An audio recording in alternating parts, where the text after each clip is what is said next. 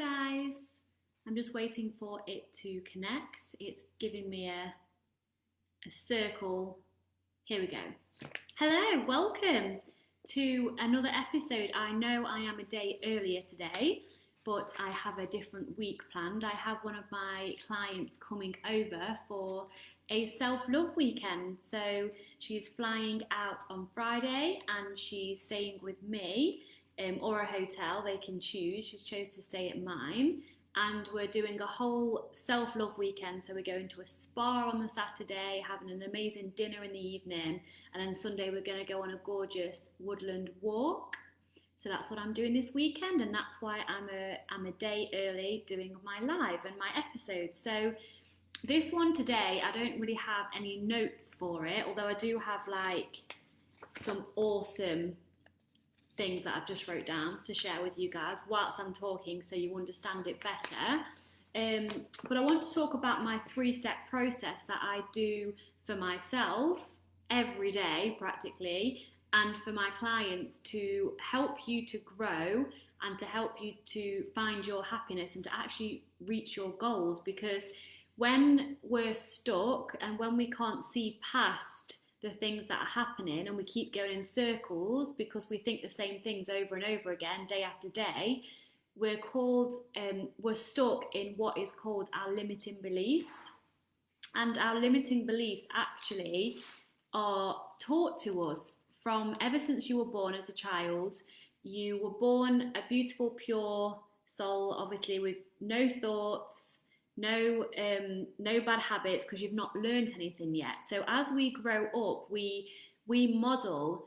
It's something called modeling, and that's where we see or we hear or we experience something through our family, through friends, through society, through the world we live in, and then we start to create these beliefs and then we start to act from these beliefs. So today I'm going to share with you my 3-step process to change these limiting beliefs and to feel happier and to reach your goals faster.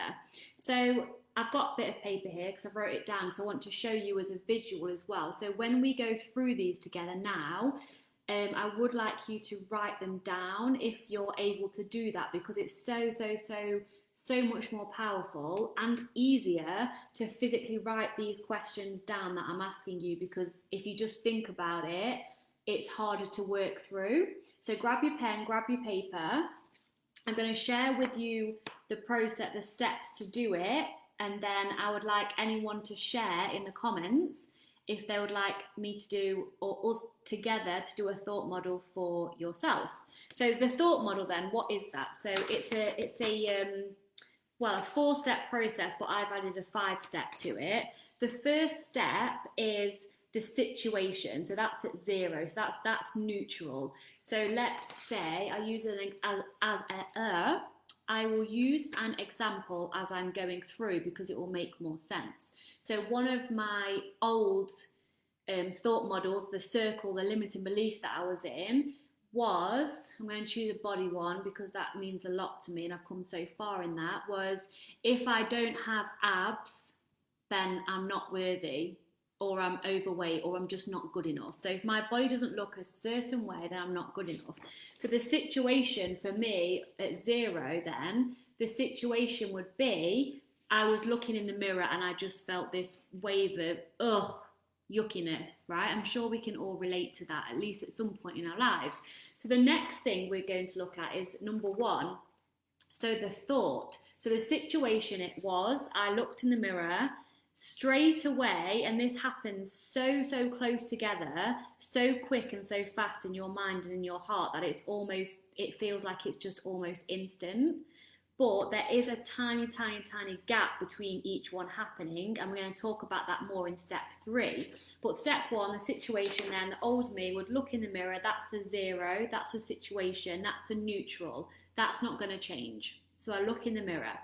Number 1 is, what am I thinking, or what was I thinking? Because I'm giving you an example from my past self, right? What was I thinking when I looked in the mirror? And it was, I look disgusting. So the situation, I looked in the mirror. The thought is, I look disgusting. The second thing that comes from that is, what's that feeling then? So because I've looked in the mirror, I've thought I look disgusting, it's going to trigger an emotion within me straight away. And the emotion that I want to use, what I used to feel a lot when I looked in the mirror, is the word shame. And shame is such a horrible, yucky emotion to feel. And we all feel it as humans, and that's what drives a lot of our behaviour to do with eating disorders and all of that stuff. It's the word shame. So I'm going to go with shame. That's what the old me used to feel a lot when I looked in the mirror. So the next step then, step three, is action. So I've looked in the mirror, I've thought I've looked disgusting, that makes me feel shameful. So the next step, what action did I take or did not take because of my shameful feeling? So for me, in this case, it was an action that I didn't take. So because I felt shame around my body, I didn't go out with my friends. So instead, I just stayed at home and actually ate more food because food was my comfort, right? So I didn't do an action. So I was invited out with friends, looked in the mirror, thought I looked disgusting, felt shameful, didn't go out with friends. And then, so what is the result of that? The result of me not going out with friends is I sat at home eating more food, feeling like a complete failure and feeling disgusting. So actually, when you write these thought models down, step number 2 and step number 4, actually, let me try and get this in the camera. Step number 2 often matches step number 4. So no, I'm lying. I'm getting muddled up. Hold on. I felt shame when I looked in the mirror. I didn't go out with my friends. The result was I stayed in and felt lonely and disgusting. So the action, the result, oh my God, the result matches my thought. Yes, hello, that's right. So often when you go through this, your thought matches the end result, which is why you keep thinking it over and over again, because the result is proof, right, that your thought was the truth. So again, I'll go through this again. 0 is the situation. I used to look in the mirror. That was the situation. The thought was, I look disgusting. The feeling of my thought is shame. I didn't go out with friends because I felt shameful. And my action was I would sit at home and eat more food and actually feel disgusting. So again, my result matched my first original thought. So that's the first thought model I want you to go through. And you'll see step number 5 is conditioning. So why do you think that, or why did I think that I looked in the mirror, saw that I didn't have abs anymore, and then why did I all of a sudden decide that that was disgusting? That's due to my conditioning, which leads me to my next amazing slide, which is conditioning. And conditioning is where we get our beliefs from. Most often, they're limiting beliefs. So unfortunately, they actually limit us in our lives, because here's a truth bomb. Nothing means anything until someone gives it a meaning. So there's no right or wrong. There's no good or bad. You know, just because we use in the English language and all language, like the opposite of things, so hot or cold, up or down, left or right, left, oh no, that's going to be too confusing. Up isn't right and down isn't wrong, or down isn't right and up isn't wrong. It just is. It's just a way to explain something, right? But because we have a dualistic mind and we like to compare things because that's how our language works, we also do this, and we've been taught to do this, with right or wrong, whereas actually nothing's right or wrong. And I know, you know, some of you might be arguing with me in your head, like, well, murder's wrong. Well, it's, to me, it also feels wrong, but it's not, no one's labelled that right or wrong until someone says murder's wrong. This is like a really strange way to give an example. What I'm trying to say is there's nothing right or wrong, everything just is. So when we have a limiting belief about ourselves, for example, my old limiting belief was, because I don't have abs anymore, therefore I'm disgusting, therefore I feel shame, therefore I don't go out with my friends, therefore I just sit at home and eat more food and then actually feel disgusting, so I go in a circle. So where did my limiting belief come from that I was disgusting if I didn't have abs? So ask yourself as you go through the sheets that I've just gone through step 1, as you go through it yourself, ask yourself, where has that limiting belief come from? Where has that thought that plays over and over again in your mind, where has that come from? So step 2 of my process is to look at our conditioning then. So what have you seen, heard, or experienced that has caused you to take that limiting belief as your truth? So for example, for me, and probably most of you watching as well, I've seen in the past, and I still do today, people in larger bodies being ridiculed, being spoke about, being bullied at school and things like that. So that's what I'd seen to decide that because I was in a bigger body than I was, that I was disgusting. That's number 1. The second thing, what have I heard around this to cement this limiting belief even more, all through my childhood as well, not just relevant, it's from what you've been taught from since you've grown up. I used to hear, people make comments about bigger people. It's always on the movies as well, like fat is always ridiculed and made into a joke. So I've heard that as well throughout my life. And the third one is what have I experienced? So I will share with you a very, very personal experience that I believe has like stuck with me. Not anymore because I've let that go. I've done work around this, but and I think if it's you watching, Jess, I think I've shared this before. But I once was maybe, how old would I have been? 19 maybe, and I was sleeping with a guy, and he took a photo of me with no permission, may I add. And then as the photo was taken, his battery died, so I couldn't actually make him delete it. Anyway, a few weeks later, we was out on a night out, and boys being boys, this photo of me had got around and everyone was passing it around and they were sending it to each other and blah, blah, blah, blah. And my friend who was with me, who I was out with, she saw the photo, she was a little bit drunk, and she said, "Who's that fat slag on the photo?" Thought it was you, Jess. She said, "Who's that fat slag on the photo?" And obviously I knew it was me, right? And that just caused so much shame in me. A, because I'd been called a slag because people had seen a photo of me naked, right? And I felt shame around that. Then I felt shame around my body because she had called me fat. And this was a friend who I thought I could trust. I mean, she didn't know it was me, but it was her automatic response.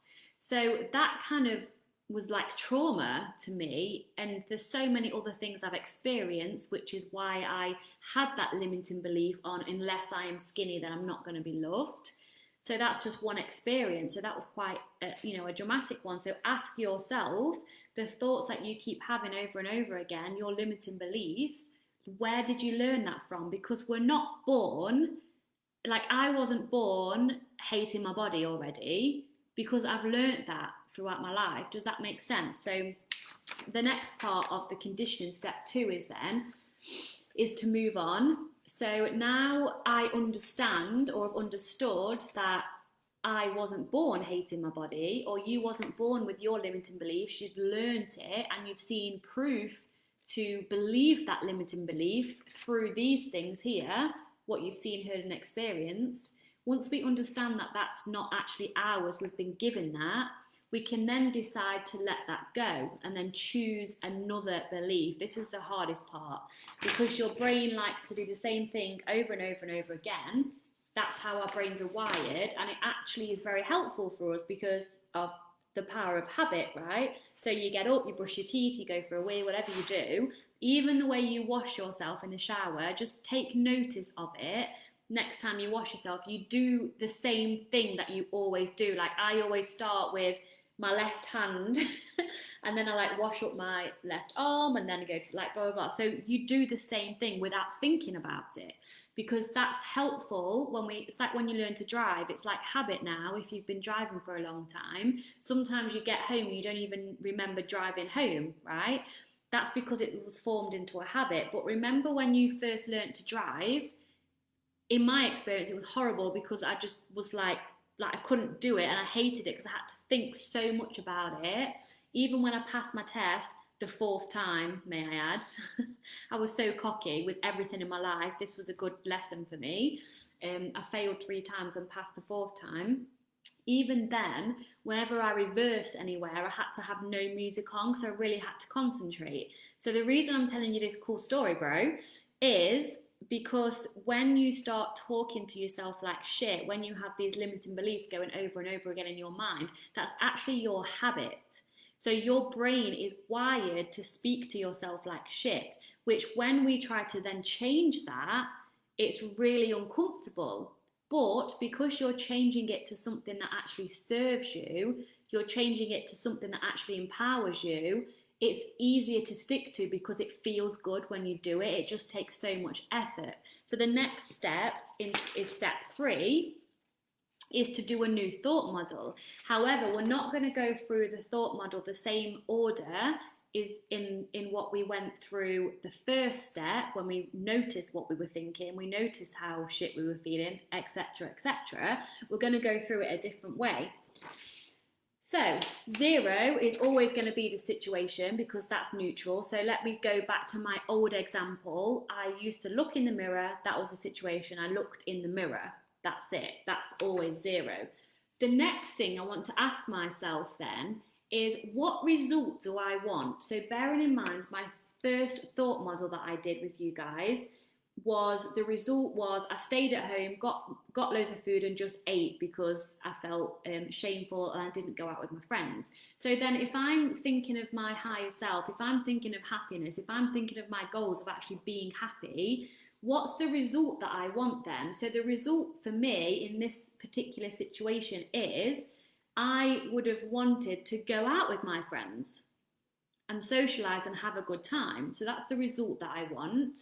The second thing to ask myself and to ask you is, as you go through this process, is what would I have to have done or not done in order for me to actually then go out with my friends?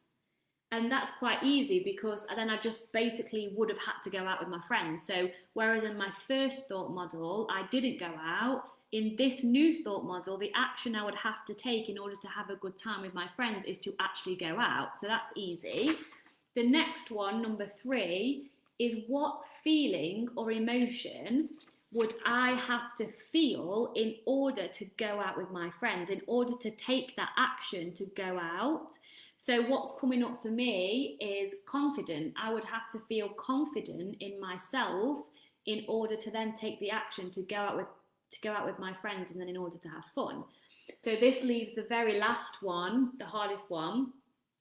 What thought must I think and must I believe, this is very important, in order for me to feel confident or as close to confident as I can? So, situation, I'm stood in front of the mirror. This is the old me. Excuse me. I'm wanting to do my thought model process to feel better. So, standing in front of the mirror. I want to go out with my friends. I want to feel confident. What can I think to get me closer to that feeling of confidence? I could think I look amazing, but I don't believe that, or I do now. Everyone's amazing, but I didn't believe that as the old me. So if I stood in front of the mirror and said, I am amazing, although that's classed as, yes, a positive affirmation, they don't work if you don't believe them. So you can, I'm going to go off on a little bit of a tangent to help you with this block that comes up if you've been learning about affirmations, I am amazing, I am beautiful, I am blah, blah, blah, blah.